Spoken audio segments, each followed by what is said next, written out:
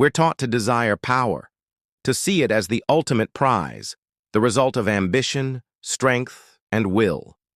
We study the great emperors, the formidable queens, and the wartime leaders who bent the world to their vision. We see the monuments they built, the portraits they posed for, and the empires they ruled. We see the crown, the throne, the scepter. But we don't see the cost. We don't see what was paid, deep inside, to hold that kind of power. Because the throne is the loneliest place on earth. The crown is the heaviest weight a mind can bear.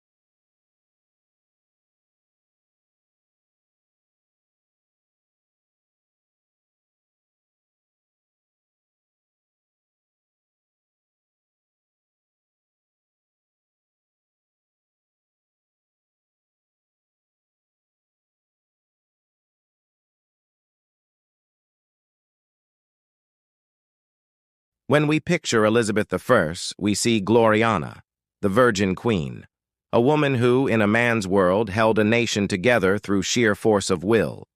She was a master politician, a brilliant linguist, and an inspirational leader who famously declared she had the heart and stomach of a king. Her reign is remembered as a golden age, famous for its cultural boom and the legendary defeat of the Spanish Armada. Surrounded by a court of ambitious nobles, advisors, and suitors, her life looked like a constant whirlwind of pageantry and power.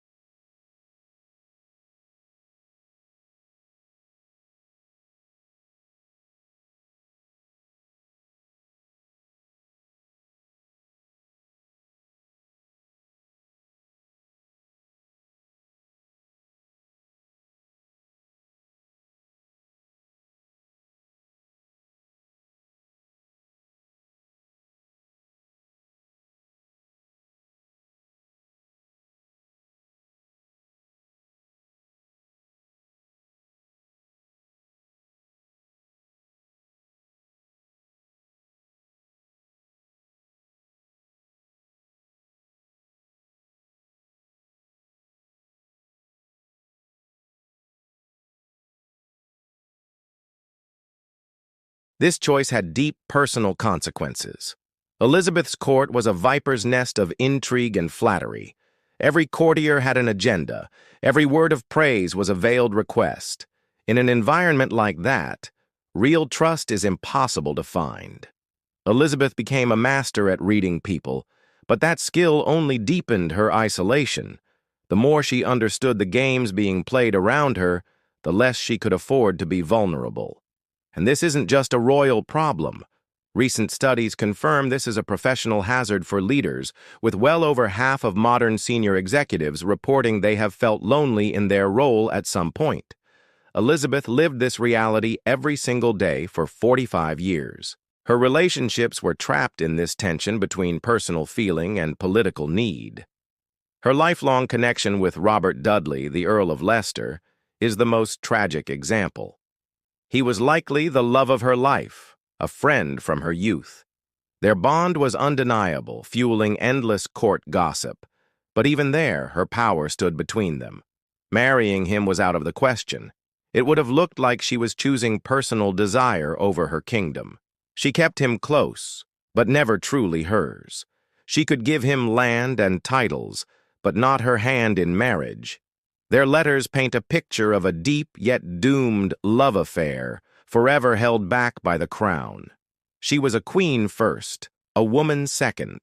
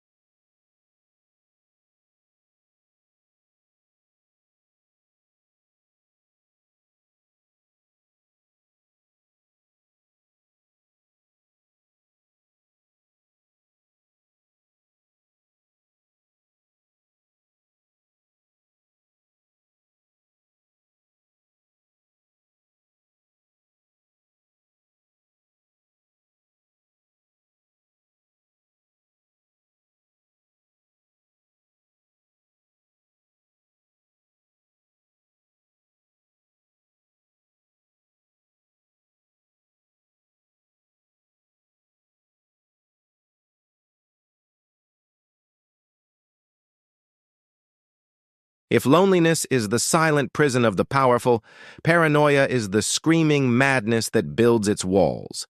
It's the second, more volatile cost of absolute power. When you hold all the cards, you start to suspect everyone is trying to cheat. Subordinates flatter you, rivals plot in the shadows, and the truth becomes a distorted echo in a hall of mirrors. This environment is the perfect breeding ground for suspicion, warping a leader's reality until they see conspiracy in every corner. This psychological poison can turn a ruler into a monster, driven not by strategy, but by pure fear. For a terrifying look at this descent, we have to go to Russia and the reign of Ivan IV, a man we know better as Ivan the Terrible. The name alone sounds evil, but Ivan's story is more of a tragedy, a story of a mind collapsing under its own authority. His paranoia wasn't born in a vacuum. It was planted in the soil of a brutal childhood. Ivan was crowned at just 3 years old. After his father died, his mother ruled in his place, but she was allegedly poisoned by rival aristocratic clans, the Boyars, when he was 8. For the rest of his youth, Ivan was a pawn in their power games, ignored and abused. He grew up in a world where he was the rightful king, yet totally powerless, surrounded by men who smiled to his face while scheming behind his back. These early years left deep scars, planting a seed of distrust that would later blossom into outright terror. This was the breaking point, the moment his paranoia grew into a consuming cancer. Psychologists talk about the dark triad of personality traits: narcissism, Machiavellianism, and psychopathy. When someone with these tendencies gets absolute power with no checks or balances, their worst impulses are unleashed. Ivan's deep-seated trauma now had the unlimited authority of a czar. There was no one to stop him. His paranoia took physical form in 1565 with the Oprichnina, a state within a state, a chunk of Russia ruled directly and brutally by Ivan alone. To enforce his will, he created the Oprichniki, a personal guard of 6,000 men. Dressed in black, riding black horses, and carrying the symbol of a dog's head and a broom to sniff out treason and sweep it away, they became his personal death squad.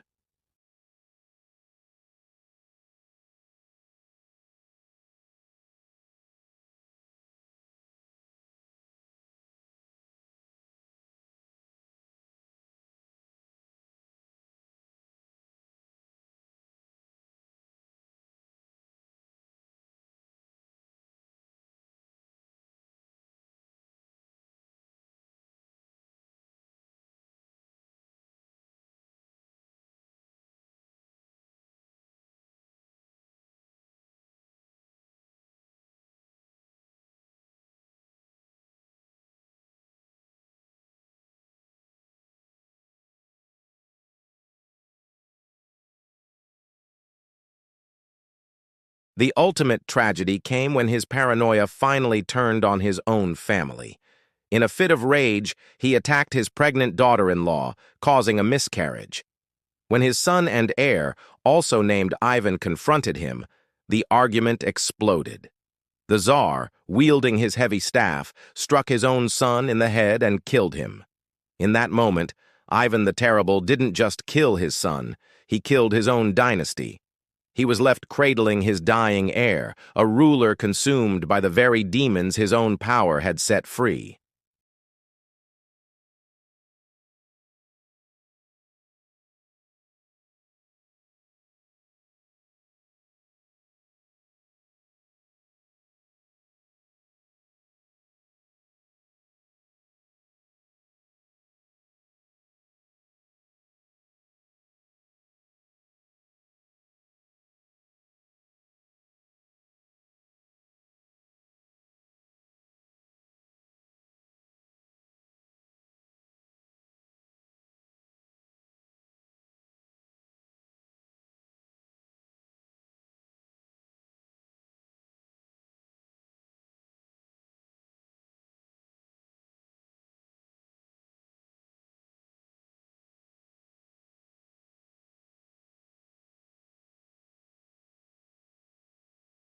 Churchill is remembered as the British bulldog, the man whose defiance saved Western civilization. His famous speeches, "We shall fight on the beaches," are symbols of courage. He was the force of personality that held the Allies together.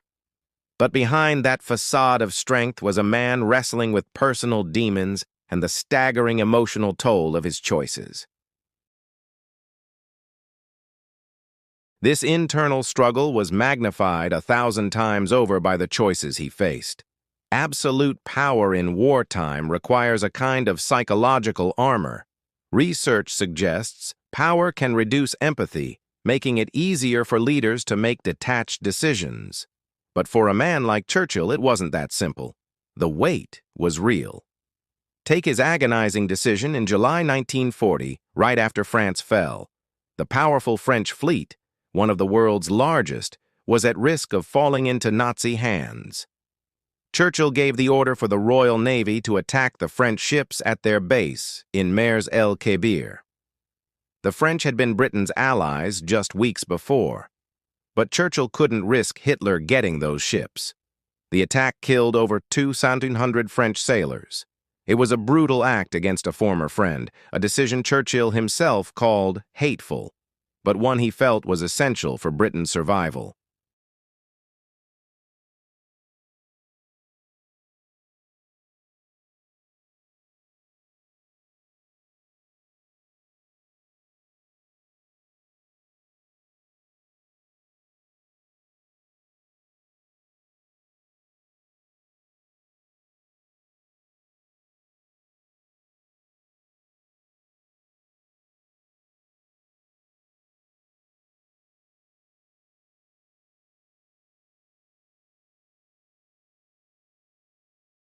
Churchill's story shows us the most profound cost of power.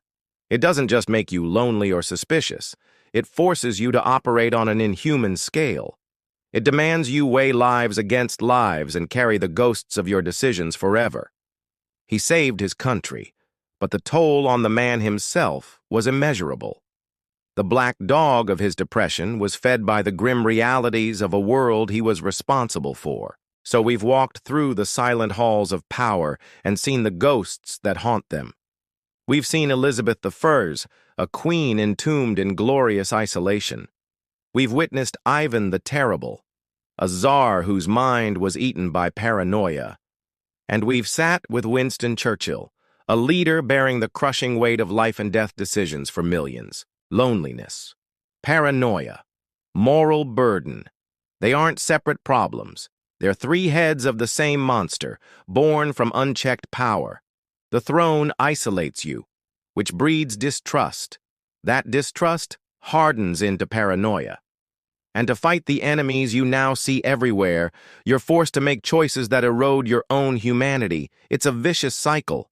The great irony of absolute power is that the quest for total control often ends in losing control of the one thing that matters most: your own mind and soul. The crown may give you power over nations, but it can strip you of your peace, your trust, and your own heart. In the end, the greatest cost of absolute power is sacrificing the person you were to become the ruler you have to be. We've explored 3 incredible stories, but history is filled with countless others. Let us know in the comments.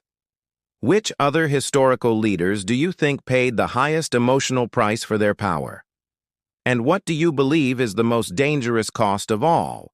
Loneliness, paranoia, or something else entirely?